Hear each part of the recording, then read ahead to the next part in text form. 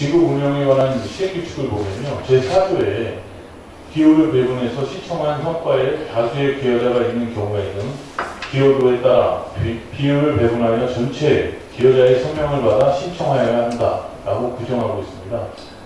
굉장히 애매모호하거든요. 이 규정 자체가 저는 그걸 조장한다고 보여져요. 그래서 저는 지금 저희가 이제 시상금을 지급하는 것들을 보면 담당자들에게 혜택을 돌려주고 동기부여를 하는 그런 과정이라고 생각을 하거든요. 그래서 좀 취지에 맞게 좀 정비할 필요가 있지 않나 그렇게 보여집니다. 과장님 생각은 어떠시죠? 말씀하신 부분에 대해서 어떤 정확한 기준은 사실 말씀하신 모호한 부분이 많습니다. 그래서 그 부분은 한번 다시 한번 짚어보고요. 기준이 따로 좀 정리가 된다면 그 기준 같은 한번 재정비하도록 하겠습니다. 네. 다음입니다. 70페이지부터 76페이지까지 또 분야별 시상금 지급 내역이 있는데요. 군정 발전 분야가 18건, 예산 성과 우수 분야가 3건, 국도 및 확보 분야가 5건, 상급 기관 및 외부 평가 분야가 16건이 나와 있는데요. 제가 아까 보여드린 그 규칙이 보시면 아실 거예요. 그 규칙에 제3조 지급 대상 항목에 예산 성과 우수 분야라는 항목은 존재하지도 않습니다. 근데 만들어서 저희는 지급을 하고 있어요. 저번하고 불부합하는 거예요. 없는 항목을 만들어서 지급을 하고 있다. 그것도 정비가 좀 필요할 것 같고요. 예. 그러니까 지금 보면 굉장히 많은 것들을 좀 정비해야 될 것 같습니다. 개정해야 될 이유들이 많아 보이고요. 그리고 업무도 마찬가지예요. 제가 볼 때는 지속적인 업무도 성과로 보여지는 그런 사례들이 많거든요. 중복적인 사례들, 특히 자라섬 같은 경우에 꽃축제를 봄, 가을로 하고 있는데 시상금을 보면 다 받고 있어요. 그럼 저희가 정말 특별한 시책이 없고 아니면 새로운 신규 사업이 없어서 그러는 건지 발굴이 안 되는 건지 없다면 전 그랬으면 좋겠습니다. 좀 좋은 사업들이 발굴이 되면 저희가 금액도 올린 거 아시죠? 300에서 500으로 그때 담당자님이 상향 조정하겠다 그렇게 하셨는데 사실상 250만 원 그 꽃축제에 나가는 게 최대입니다. 시상금이 500까지 올려놨으므로도 500까지 준 적도 없고 250이 최대 맥심이에요. 근데 이 건수만을 많이 늘린다는 거는 솔직히 저희 입장에서는 나눠먹는다고 그렇게 보이지지 않거든요. 성과라는 보이지는 않아요. 근데 이걸 그렇게 하다 보면 이 성과를 내는 담당자들 같은 경우에는 자괴감에 빠질 수도 있어요. 저희가 목적에 다른 방향으로 가고 있다. 그래서 그 목적대로 지급할 수 있고 그리고 규정대로 할 수 있는 그걸 좀 시설해서 재정비를 좀 해줘야 될 것 같다라는 말씀을 드리고 싶습니다. 과장님 생각은 어떠십니까? 의원님이 말씀하신 대로 우수사업이나 그런 부분들은 밑에 신부 담당 직원들의 부분의 역할이 상당히 큽니다. 그 부분에 대해서 이제 시상금 상향이라든지 이런 부분에 있어서 밑에 하급 직원들한테 자기진작을 시키려면 말씀하신 대로 전반적으로 다시 한번 정비를 해가지고요. 진행이 될 수 있도록 저희가 한번 추진하겠습니다. 네. 저희가 목적대로 그 가평군 성과 시상금 지급 운영에 관한 조례 제1조 목적에 나와 있습니다.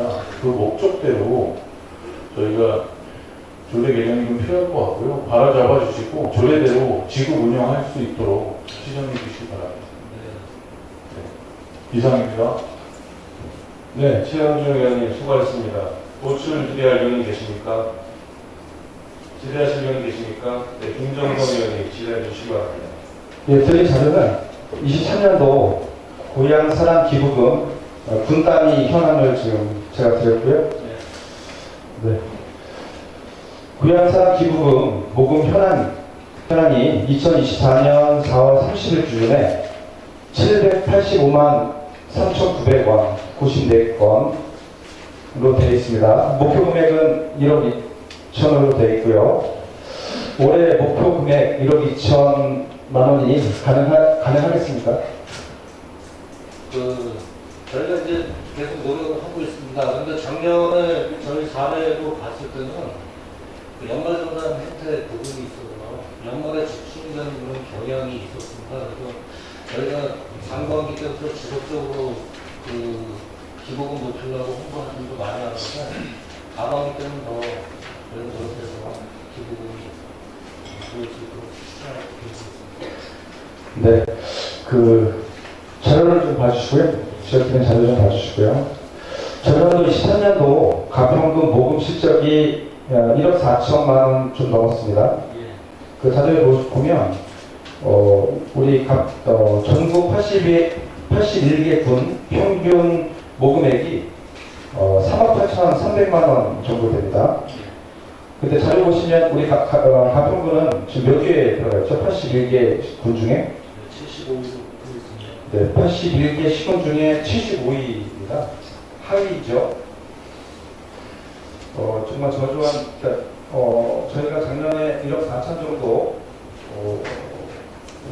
모금 실적이 있다 해서 많은 금액을 받는 걸로 이렇게 했지만 사실적으로 자료를 보면 거의 뭐 굉장히 저조한 실적입니다.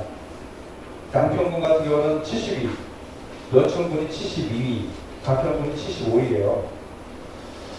자, 이게 그래서 보면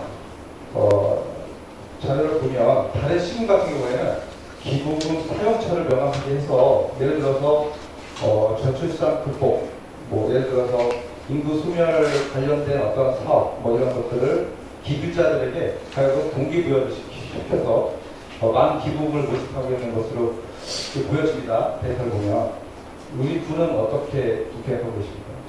지금 말씀하신 대로 금년도에 법이 개정이 돼가지고요. 지정기부 제도가 바뀌었습니다. 금액도 작년까지는 500만 원이 한계였었는데 2천만 원까지 상회하는 단계였고요. 그래서 저희가 이제 그 말씀하신 대로 사용 목적에 있는 사업을 가지고 해서 도로 같은 시행을 증자하려고 계획을 갖고 있습니다. 저희가 이제 아시다시피 법에 개정된 여러 한 4가지 부분이 있습니다. 거기에 맞춰서 저희가 지정기보다 더 좀 준비하고 있습니다. 아직 시행을 못하고 있습니다. 네, 맞습니다. 그 고향 사랑 기부금에 대한 법률이 미국 개정을 됐죠. 말씀하신 대로. 그래서 기부자들 하여금 동기부여를 줘서 기부금을 모집할 것을 해야 될 것으로 보여지는데, 그럼 다음으로 예산 편성 관련돼서 좀 말씀 드리겠습니다. 기금 설치 시 최초 예산 1년은 일반 회계에서 충당이 가능하죠. 그렇죠? 그리고 24년도부터 기금으로만 사업을 할 수가 있죠. 올해부터는. 그렇죠? 그래서 전년도 최초 사업 예산 홍보비가 전년도 7,200만 원 정도 됐습니다. 예. 어디에 사용됐었죠? 작년도에 홍보비가? 작년도에 저희가 이제 그 박람회 참가를 있었고, 그 다음에 가평 지역 내에서도 어떤 행사. 네. 그래서 홍보비가 7,200 정도 사용을 됐고요. 그 다음에 그 올해 그 기금 예산은 제가 알기로 2,300만 원 정도 되거든요. 전년도 대비했을 때 66% 정도나 삭감이 되는 상태예요. 그럼 올해는 어떤 홍보를 지금 추진하고 계십니까? 그 지역적으로 먼저 작년에는 추천돼서 저희가 지금 저는 큰 예산 아니지만 7천만 원 정도 아까 말씀드린 홍보를 지금 저희가 뭐 어떤 가가지고는 강요하지 못하는 그 기도 그런 것이 있습니다. 네.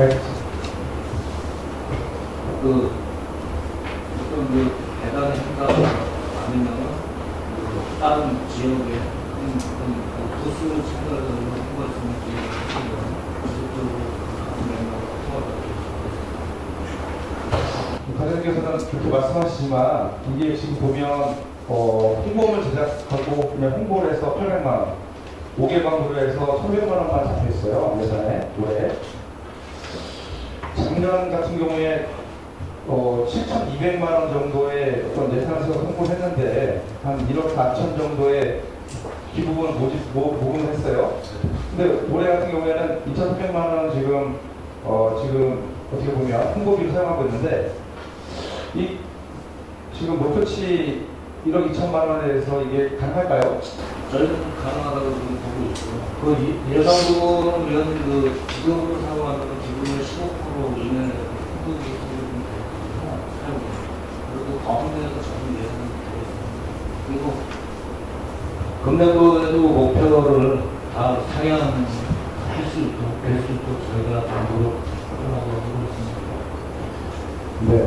전라남도는 그 자료 보시면 다른 군에서는 세월철을 저출산 극복을 위해 사용하겠다 명백하게 밝히고 목적을 위해 많은 홍보를 하고 있으나 우리 군은 인구 소멸 지역으로 지정된 군임에도 불구하고 이렇다 할 홍보나 의지가 없어 보입니다. 과장님 어떻게 생각하십니까? 사실 서울에 가고 보시면은 저희가 그런 부분이 많습니다. 적극적으로 저희가 홍보를 해서 기부금이 높게 말씀드렸습니다. 그리고 금년도 목표가 1억 2천만 원인데 불구하고 4월 말 기준에 1,000만 원도 못 미치는 그 실적입니다. 그 말씀은 연말에 집중된다는 말씀하셨지만 굉장히 저조한 걸 보여줘요. 문제가 많아 보입니다. 기금 예산, 추가 편성 등 홍보의 만전을 기하시기 바라겠습니다. 네, 이상입니다. 네. 김정성 의원님 수고하셨습니다. 보충 질의하실 의원이 계십니까? 질의하실 의원이 계십니까? 네, 이진혁 의원님 질의해 주시기 바랍니다. 네, 정석적 기획 금남관님 설명 잘 들었습니다. 페이지는 119페이지가 되겠습니다. 지방 보조금 지원 및 집행 내역에 관한 질의가 되겠습니다. 네, 저희가 작년도에 보면은 예산 편성액이 215억이에요. 맞죠? 네, 저 집행액이 207억 4,200 정도 집행을 해가지고 잔액이 12억 4,300만 원이 남았습니다. 그래서 그 중에서도 지금 쭉 보시면은 131페이지를 한번 보시죠.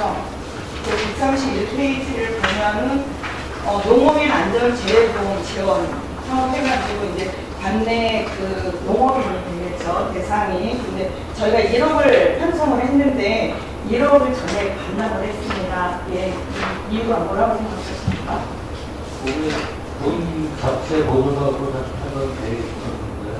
우리 전에 도미사업으로다가 도미 예산이 내려가서 농업관에서 집행을 못한 보조사업을 하겠습니다. 원래 계속 이게 국도비가 지원이 되고 있죠. 그래서 이제 국도비 지원을 하고 나머지 부족한 부분에 대해서 저희가 이제 국비도 계속 지원을 해주고 있지 않습니까? 이제 그래서 그 전년도에도 그랬고 그 전년도에도 그랬고 계속 이제 이어지는 사업인데 저희가 국도비 지급을 다 하고 나서 만약에 자원이 부족을 할 때는 나머지 부분은 이제 추경에 반영을 한다든지 해서 연도 말에 일반 지급을 하는 것이 업무적으로 관례이거든요, 이게. 그런데 예산을 1억을 편성할 때는 어떤 업무 양이라든지 지원 규모라든지 이런 거를 원들이 분석을 해가지고 편성을 해야 되는데 이 1억이라는 근거는 그 편성을 한 것 자체가 너무 좀 과하지 않았나라는 생각을 합니다. 근데 이제 이 분야사의 보조사업을 신청하다 보니까 의원이 말씀하신 대로 목소리가 내려오면 보조 내시가 사실 되는 거고요. 그리고 저희가 판단했을 때는 국도 예산 통과해서 상황되는데 아마 내시가 안 됐기 때문에 보조가 되니까 원래 국도비로 작년도 같은 경우 한 2억 5,400 정도 지원을 받은 것 같아요. 그래서 어쨌든 예비를 해서 이걸 예산을 세워놓는다고 하지만 이 1억이라는 예산은 너무 그냥 근거 없이 세워놓은 것 같은 그런 생각이 없지 않아 들거든요. 나중에 또 말씀하신 대로 그렇죠. 어쨌든 보조금이 모자라면은 이런 거 같은 경우는 저희가 3회 추경이라든지 2회 추경에 반영을 해서 예산을 세울 수 수도 있는 거 아닙니까? 그래서 앞으로 보조금 예산 편성을 할 때는 좀 신중을 기하셔가지고 전에 반납하는 사례가 없이 신중하게 예산 편성을 해주시기를 권고드립니다. 이상입니다. 네, 이진욱 위원님 수고하셨습니다. 보충 질의할 위원님 계십니까? 질의하실 위원님 계십니까? 네, 김경수 의원님 질의해 주시기 바랍니다. 네, 정석도 기획위원 장관님, 박사님 잘 부탁드립니다. 이 책에 전반적으로 다 있는 내용이라니 적용 지역이라든가 정부에서 한 세컨 조공이 우리가 이제 배제가 있잖아요. 거기에 대해서 먼저 설명해 주시고 제가 또 질의를 하겠습니다. 정부에서 말씀하신 세컨 정도 상대 지구를 지정하는 부분이 먼저 보면 다 의원님도 알다시피 가평 인구 감소 지역이면서 수도권에 포함된 이유가 TV가 우려된다는 연구가 이제 적정 지역에 포함된 영천은 사실 수도권이면서도 그 부분에 대해서 지금 가평도 그런 부분을 하는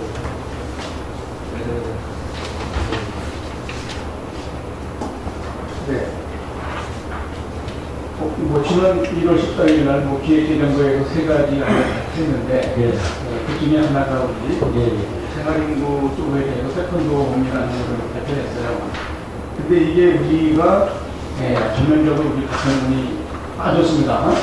빠졌는데 물론 적경 지역에 포함이 돼가지고 하면은 이것도 당연히 들어가고 있는데 적경 지역이라는 건 지금 우리가 또 계시긴 알겠지만 6월 30일까지 다시 또 선정운동을 받아서 다시 움직이다 하는 게 그런 뜻인데 제가 말씀드린 거는 좋습니다. 6월 30일까지 선정을 받았어요. 받았는데 그럼 과연 집행부에서는 어떻게 이거를 향후 할 계획이 있는지 그거를 좀 말씀해 주시죠. 지금 서명부 부분은 아시다시피 이제 50% 이상의 이거 서명을 지금 받고 있습니다. 그래서 본 대회에서는 행안부 장관이 되시겠죠. 거기다 가평군의 그 어떤 법정적 지정의 의지를 서명부에서 이제 그들을 전달할 계획을 갖고 있습니다. 혹시 이런 이런 내용이 있습니다. 이미 적경 지역에서 혜택을 보고 있는 지자체 단체장들이 가평군까지 포함시키면은 자기들이 이미 받고 있는 예산 총괄적인 금액에서 우리가 받는 것만큼 자기들한테 그 수익을 준다. 그래서 가평군을 다른 지자체에서 포함 안 시키려고 하는 거, 그게 맞습니까? 물론 그런 영역을 저희도 이제 알고 있고요. 그게 다시 그 부분은 아직 불가능한 점은 아니고요. 그 한도 내에서 국비로서 지원해주는 부분이 있기 때문에 위원님 말씀하신 대로 그 부분은 저희가 어디로 하고 있으면 꼭 같이 검토해서 해야 될 것 같습니다. 자, 그러시면 이게 다른 지자체들한테 우리가 이렇게 항상 기대해가지고 저희가 포함될 수는 없다고 생각합니다. 이미 자기네가 하고 있는데 가평군까지 자기네가 포함시켜서 할 이유가 없다고 보고요. 자, 그러면 지금 이제 일반 국민들은 이런 생각까지 합니다. 우리가 이거를 연례적으로 다 진행을 하되 소위 말해서 물리적인 행동까지도 보여줄 필요가 있지 않나. 어떤 국민은 자기도 버스 5대 동원시켜서 올라갈 수 있다. 이런 부분에서. 그러니까 우리 집행부라든가 우리 의회에서 그런 걸 도와주시고 하면은 얼마든지 자기네들 동참하겠다는 국민들의 뜻이 있습니다. 그러니까 이거는 과연 이것이 2가지가 이상으로 꼭 혜택을 볼 수 있는 진짜 그런 아주 진짜 그 국민의 있는 마음을 담아서 말씀을 하는 그런 분이니까 진짜 이게 우리가 그냥 6월 30일까지 받아서 행안부에 올리고 이렇게 하는 것보다 그 전에라도 이렇게 좀 단체 행동 같은 거를 좀 보여줄 필요가 있지 않나 하는 본의원의 순간이기 때문에 그렇게 되면 더 좀 빨리 되지 않나 하는 생각을 해봅니다. 그 말씀하신 대로 예, 네, 이상입니다. 네. 김병수 의원님 수고하셨습니다. 보충 질의할 의원이 계십니까? 네, 최현중 의원님 질의해 주시기 바랍니다. 예, 감사관님. 지난 4월 기획재정부에서 인구감소 지역에 적용하는 세컨드로 정책 발표가 있었는데요. 예. 그러면 저희 가평군에서는 그 정책 발표 전에 대응했던 움직임은 어떤 게 있습니까? 그 저희가 각종 뭐 시장 공급 협의회라든지 별도로 공수님께서 이제 그 어떤 건의 부분에 대해서 올라갔었습니다. 지속적으로 저희가 건의는 해왔습니다. 근데 작년도부터 수도권 부분에 있어서 배제되는 부분이 계속 있어서 저희가 모든 건의들을 저희는 그 부분이 계속 이어서 건의해왔습니다. 저희가 제일 우려되는 거는 지금 접경 지역을 지금 서명동을 갖고 있지만 지금 보면 인천, 광화, 엉진군하고 연천은 통계적으로 들어갔습니다. 접경 지역이기 때문에 포함을 시킨 거라고 나와 있는데요. 그렇죠. 근데 지금 가평 같은 경우에는 부동산 투기 우려 대상에서 빠졌습니다. 근데 접경 지역에 이게 서로 상충되는 안 맞는 거라고 저는 보거든요. 그러면 저희가 접경 지역도 들어갈 수 없다라고 보여진다고 지금 생각을 할 수 있다라고 보여집니다. 근데 서명 받아서 접경 지역을 정말 우리가 도달할 수 있다? 다른 움직임 없이 서명만 받아서 건의서를 전달하겠다?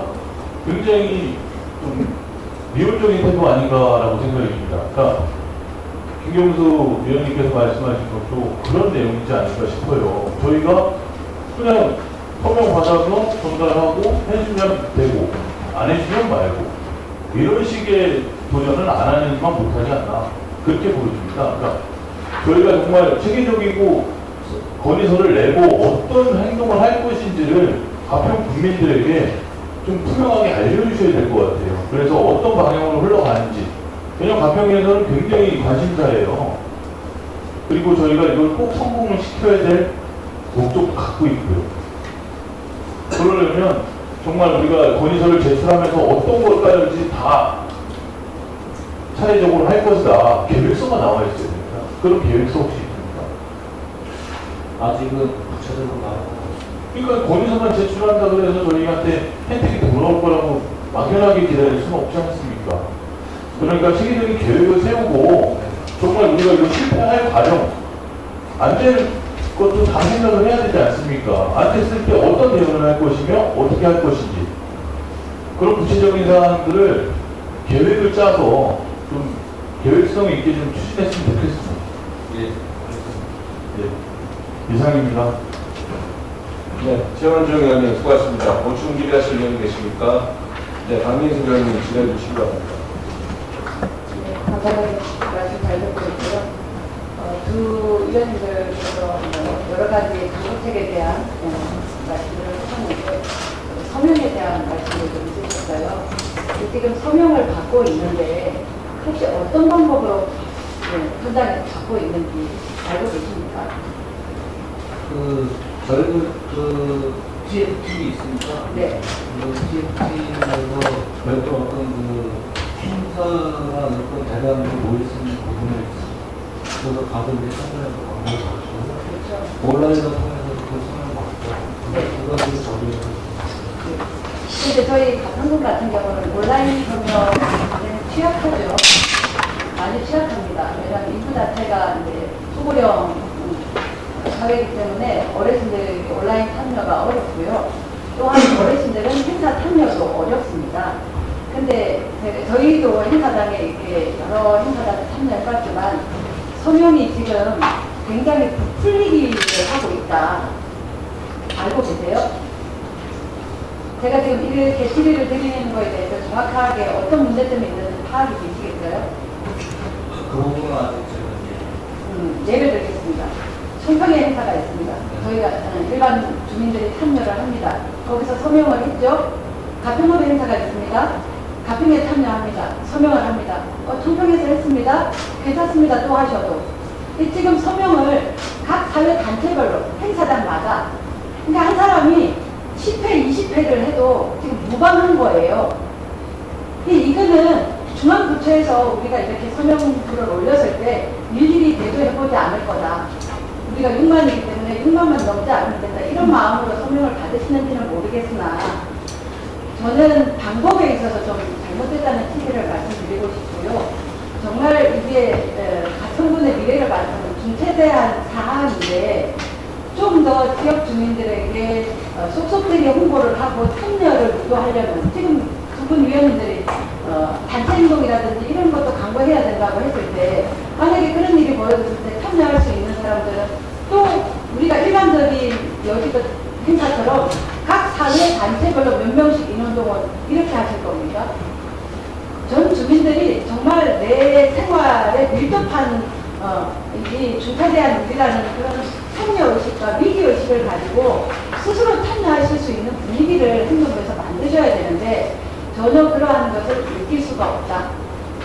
다시 한번 검토해 보시고 그런 부분에 있어서도 우리 스스로 뻥튀기, 늘리기 이런 거 하시지 말고 좀 제대로 된 홍보로 주민 참여를 유도할 수 있도록 생각하시기 바랍니다. 네, 그 피해 폭행으로 다시 한번 의원 회사를 말씀하신 대로 시정하겠습니다. 네, 이상입니다.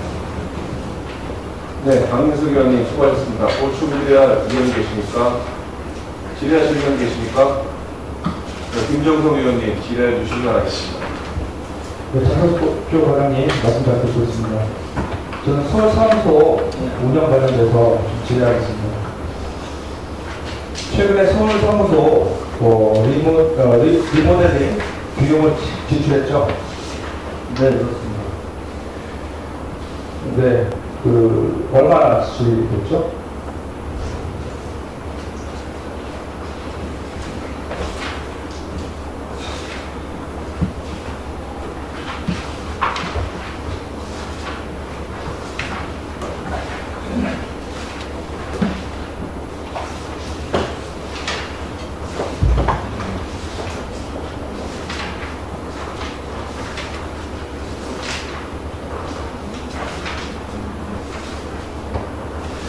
의원님 저희가 직원 감사를 그리고 지원을 했었고요. 별도로 리모델링 네. 서울사무소 개설위에 현재까지 진행된 사업 중에 주요 결과가 나타낸 내용들이 있죠? 네, 있습니다. 네. 몇 가지만 좀 말씀해 주십시오. 작년 8월 11일날 개설을 해서 저희 뒤에 이제 와 계시지만 서울사무소장이 배치가 되고 직원 한 명이 직원 한 명을 같이 나가고 3년으로 그 자료에도 보시면 알다시피 주간 이제 국회 업무 해당 업무 현장 부분이 주가 되고 중앙부처로 일을 했었고 그 중에는 이제 국회업무 부분이 있습니다. 특별히 그 부분에서 서울사무소에서 주에 접근해서 크게 많지는 않지만 저희 교수님과 24 정도 되는 한기가 먹는 부분이 있으나 생각 대체로 부분은 네. 그러면 이게 인건비를 포함해서 한 달에 얼마 정도 예산이 수요될 예산입니까?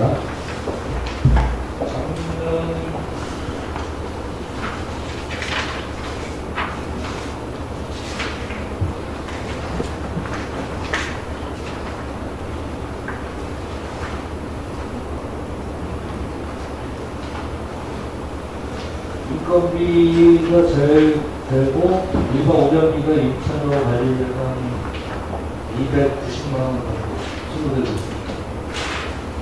네, 그럼 1년 예산은 따지면 얼마 정도? 그 관리비만 따지면 한 3,500 정도, 3,500에서 600 정도. 네, 다시 한번 질의하겠습니다. 총 그러면 우리 서울사무소 계속 하면서 총 예산이 들어가는 금액이 얼마나 됩니까? 2024년도에는 인건비까지 포함되면 1억 548만 원이고 네, 상당히 그렇고요.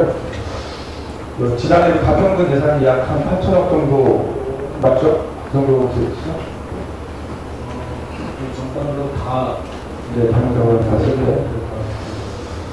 네, 최근에 지역에서 예산 부족으로 인해서 사업 진행이 안 된다. 부서에서 이야기하면 예산이 없다고 하소연하는 일들이 많이 벌어지고 있어요. 맞죠? 항상 사업 부서에서는 근데 이제 말씀드리고 싶은 내용은 국민의 삶과 직결되는 사업에 대해서는 우선적으로 집행될 것으로 보입니다. 저는 생각 어떻습니까? 의원님 말씀대로 2차적으로 예산 투입돼도 그 부분이라고 네. 지금 사무소 운영에 대해서 여러 가지 질의를 드리고, 마무리는 이렇게 하겠지만, 이 사무소 운영에 대해서, 부정적인 의견보다는, 많은 예산이 들어가고 있고, 근데 실질적으로 지금 우리, 지역에서, 가평군 지역에서 예산 부족으로 인해서, 사업부서에서는 항상 예산이 부족하다. 이 사업이 진행 안 될 것 같다는 하소연들이 많이 나오고 있습니다. 그래서, 말씀드리는 겁니다. 국민의 삶과 직결된 사업에 대해서 예산 편성에 있어서 우선되도록 권고드리겠습니다. 네, 감사합니다.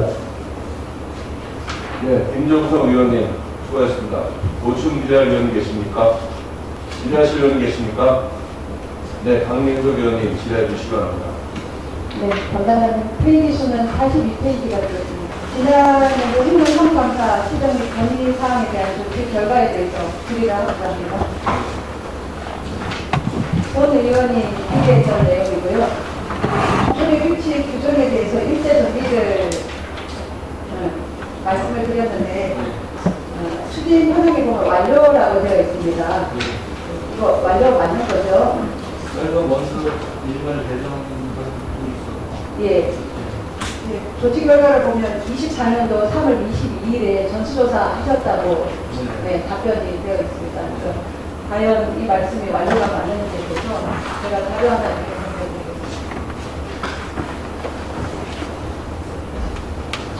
그러면 이거 좀 건너요.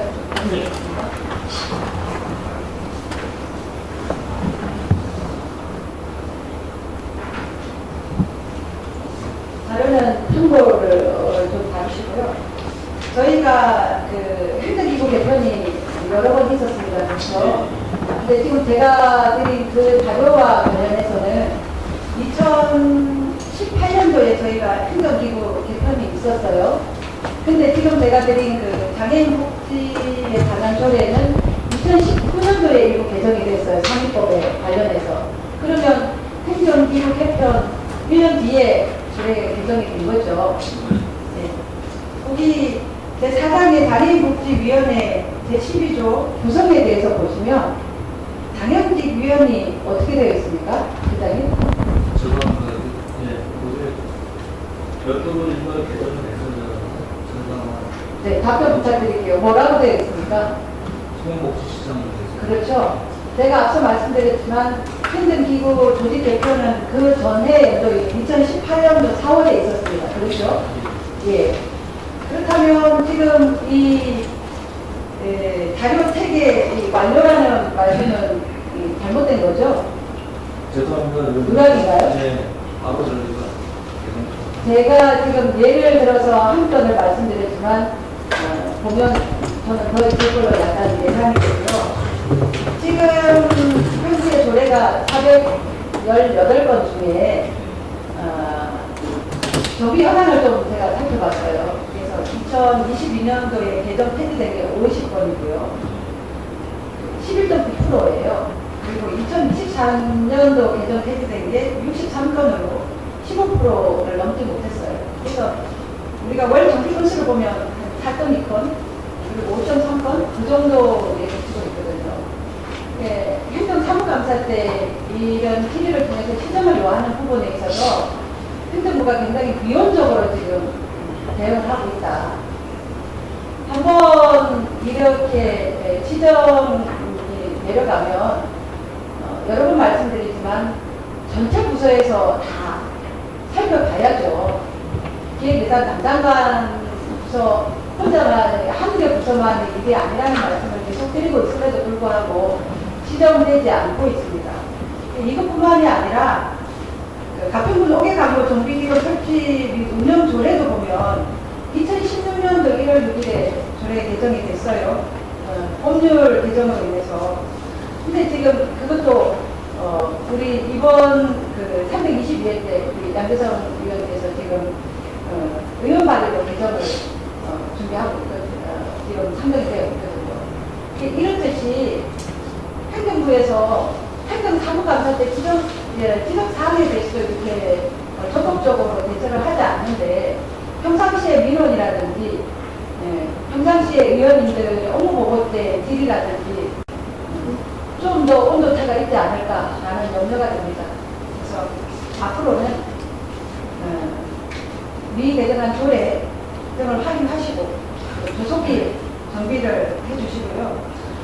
당의 법령이라든지 사회적 변동 시에 적극적인 조례 개정으로 우리 국민들이 손해보지 않고 좀 혜택이 빨리빨리 갈 수 있도록 지정하시기 바랍니다. 네, 말씀하신 대로 바로 전부 조사해가지고요. 그런 부분은 다 개정토록 하겠습니다. 제가 다음 회감 때는 100% 완료로 이렇게 좀 답변 주시기 바랍니다. 이상입니다. 네, 강민석 의원님 수고하셨습니다. 오춘웅재 의원님 계십니까? 질의하실 의원 계십니까? 네, 최원정 의원님 질의해 주시기 바랍니다. 네, 설명 잘 듣고 있습니다. 그 인구 정책 관련해서 좀 질의를 하겠습니다. 지난 행정사무감사에서도 인구 정책 관련해가지고 벤치마킹을 좀 다양하게 진행했으면 좋겠다라는 말씀을 드린 적이 있는데요. 지금 뭐 인구 정책 팀에서 벤치마킹 실적은 어떻게 되는지 좀 궁금해서 질의드립니다. 저희가 먼저 인구 신고자들끼리 별도로 벤치마킹에 가까운 부분이 있었는데 저희는 6월달에 지금 잡고 있습니다. 정부하고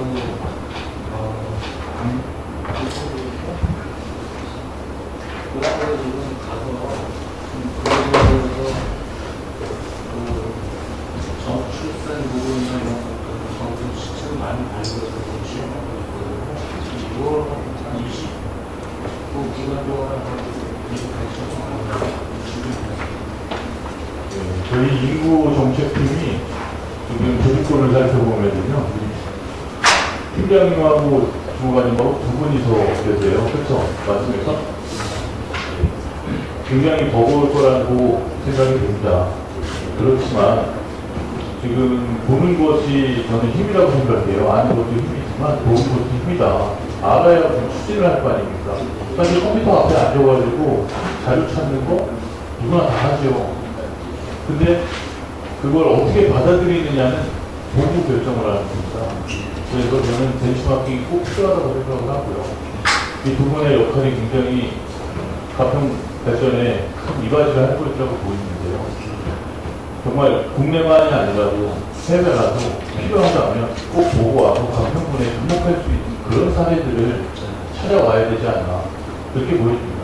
가평 인구정책국이 가평 군청에 있을 이유가 없어요. 저는 제가 볼 때는 군청에 있기보다는 밖에 나가서 우리 가평군하고 맞는 실정에 그런 사업들을 좀 많이 가져오고 했으면 좋겠어요.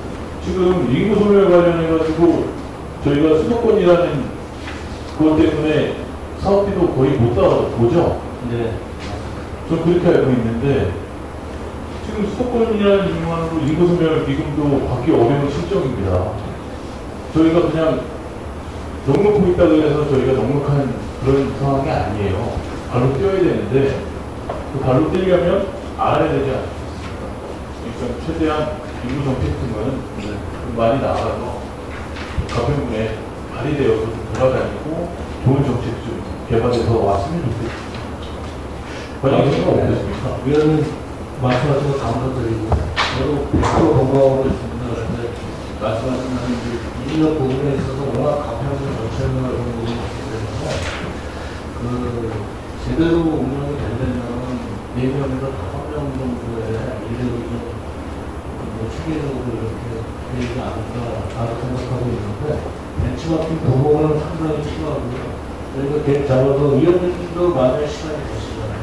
같이 해줬으면 하겠습니다. 예, 담당관님. 그리고 제가 지난 그 환경성 질환센터에서 열렸던 그 MG 패널단 한번 참석을 했었는데요. 그 MG 패널단 그분들이 한 30명 정도가 돼요, 구성원이. 30명. 예, 구성원이 한 30명 정도 되는데 그 젊은 층들의 그 생각들이 굉장히 톡톡 튀는 아이디어들이 많아요. 네. 그때 보니까 인구 정책에 관련된 내용들을 많이 다루고 있습니다. 예, 지금 하고 있습니다. 그렇죠. 네. 예, 그런 것도 좀 같이 포함해서 예. 들어봤으면 좋겠고요. 예. 그 MZ 패널단이 저는 그래요. 가평의 연구원들이라고 생각을 합니다. 신규 정책을 개발하고 새로운 정책 개발하는 연구원들이라고 보는데요. 굉장히 좀 그 친구들의 기대가 커요. 근데 우리가 여기서 그칠 게 아니라 MZ 패널단만이 아니라 정말 우리 가평 공직자들이 다 같이 그런 신규 정책 개발할 수 있는 그런 동아리도 좀 했으면 좋겠습니다. 그래서 그 동아리를 해서 정말 우수 사례가 나온다면 정말 큰 혜택을 돌려주고 우리는 그 사례를 정말 정책적으로 개발해내서 가평에 필요한 사업으로 만들어내고 대기업들이 그러지 않습니까? 연구원들이 있고 연구진들이 항상 개발을 하고 그걸 실행시키는 거예요. 근데 우리 가평구는 연구 영역은 하지만 그런 것들은 없거든요. 그래서 저는 그 MG 패널단도 그렇고 우리 그런 동아리들을 좀 활성화시켜서 가평에 정말 필요한 시스템이나 사업들을 발굴해내고 그 사업들을 가평군에서 밀어줍니다. 그러면서 내가 진짜 가평군에 도움이 됐구나라는 그런 생각을 할 수 있을 정도로 그 사업들을 한번 같이 연계 사업으로 좀 했으면 좋겠어요. 네, 위원님 말씀 진짜 감사드리고요. 저도 느끼는 부분이 그런 부분이 상당히 많이 느끼고 있습니다. 그 MZ 패널은 알다시피 구성 멤버들이 9급 직원, 8급 직원 그리면서 자발적으로 참여하면서 학생들을 저희 같이 지금 하고 있거든요. 그 말씀하신 부분 저희가 확대될 수 있으면 더 추가로 검토해서 확대될 수 있도록 하겠습니다. 예, 좀 기회를 열어주시고요. 좋은 정책이 개발될 수 있도록 관심을 좀 끝까지 가져주시기 바랍니다. 네, 알겠습니다. 이상입니다. 네, 최영정 의원님 수고하셨습니다. 고충자 의원님 계십니까? 지라시 의원 계십니까? 네, 박민수 의원님 질의해 주시기 바랍니다. 네, 감사합니다. 지금 우리 서태원 군수님 들어오시고 2년 이제 막 세워지고 있는 시점입니다. 절반을 흘러왔죠. 지금 가평군 행정부가 지금 가평군의 미래를 위해서 제일 첫 번째로 꼽는 문제점이 뭐라고 생각하십니까? 지금 사장님의 기준은 뭐예요? 뭐 관광입니까? 아니면 뭐 인구입니까? 그런 큰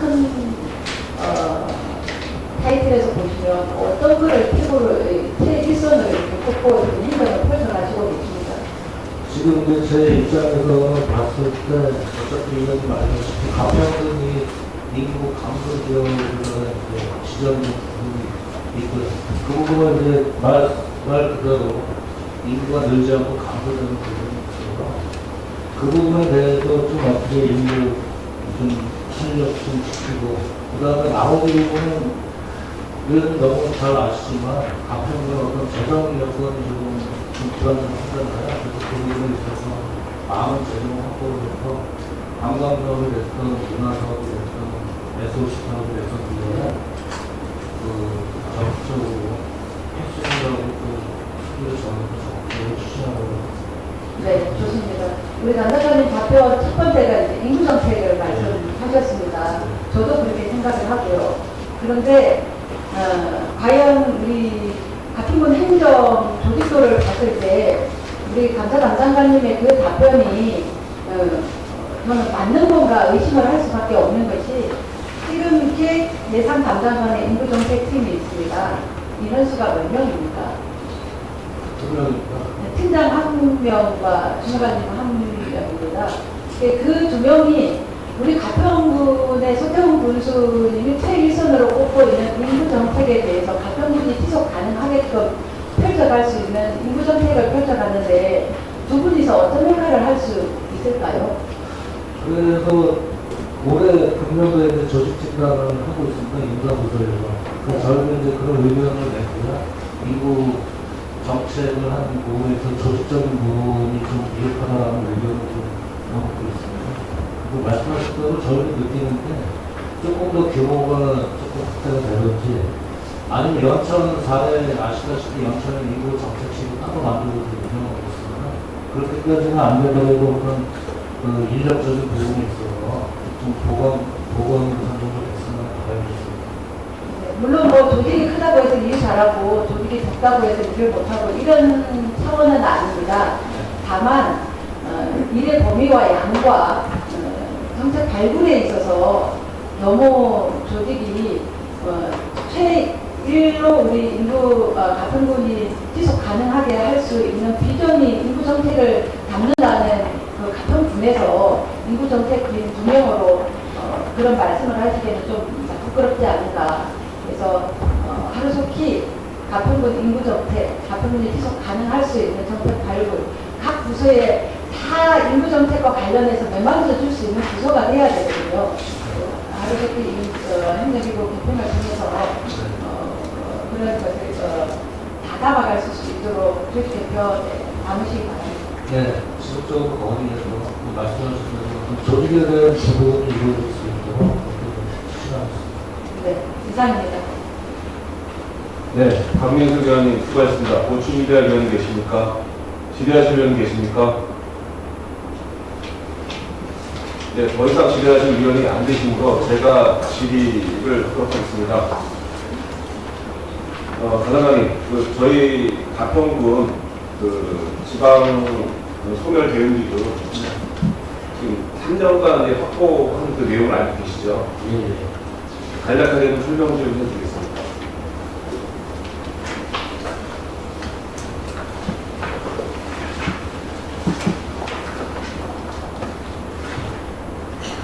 그 2000년에 말했듯이 2022년도부터 수면 대응하고 이제 하나부에서 시행했는데요. 22년도에는 거의 50%를 가지고 한평구에는 75억을 저희가 확보했습니다. 그 2023년도 작년에는 조정면 노익전투에 75억을 확보했고요. 금년도에는 그 64억 원을 확보했습니다. 북한은 1,100개 지원도를 준비했습니다. 네, 간단하게 이제 말씀하셨는데요. 지금 2022년도 보니까 2개 사업이고요. 23년도가 2개 사업, 24년도 4개 사업입니다. 근데 이제 지금 이게 우리 지방 소멸 대응기금 같은 경우는 우리 인구 우리 정책과 관련되어 있는 사업이잖아요. 근데 이제 우리 담당관님께서는 이 본 사업이 인구 유입 정책과 이게 관련이 있는지 그리고 또 분야는 어떤 생각하고 계신지 부탁드리겠습니다. 인구라는 부분은 이제 출산에서 늘어나는 부분도 있겠지만 저희가 가평 일자로 봤을 때는 이제 생활에서 오는 데 집중적으로 좀 저희가 검토를 하고 있거든요. 그리고 말씀드렸다시피 확보의 사업들이 지금 어떤 출산을 장려하기 위해서 생활인구를 끌어들일 수 있게 해서 저희가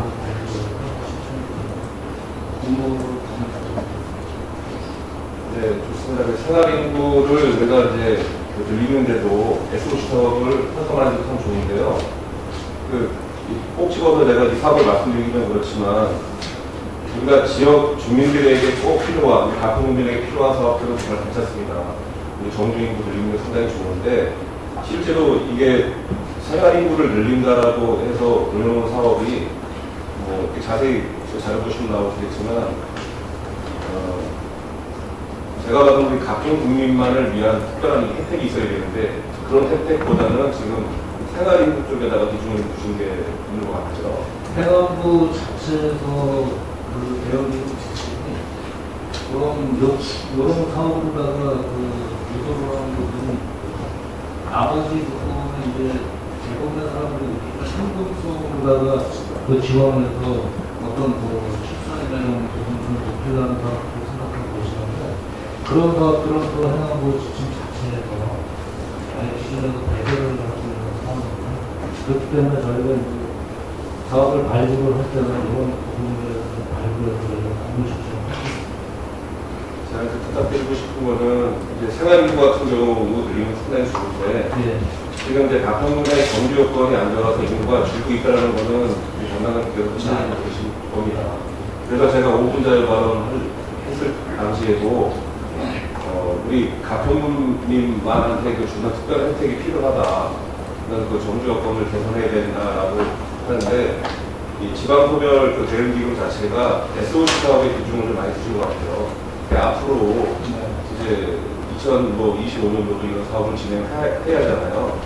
근데 이제 SOC 사업보다는 우리 가평민한테 이제 혜택을 줄 수 있는 그런 사업으로 좀 발굴해 주기를 좀 바라면서 질의를 좀 마치고요.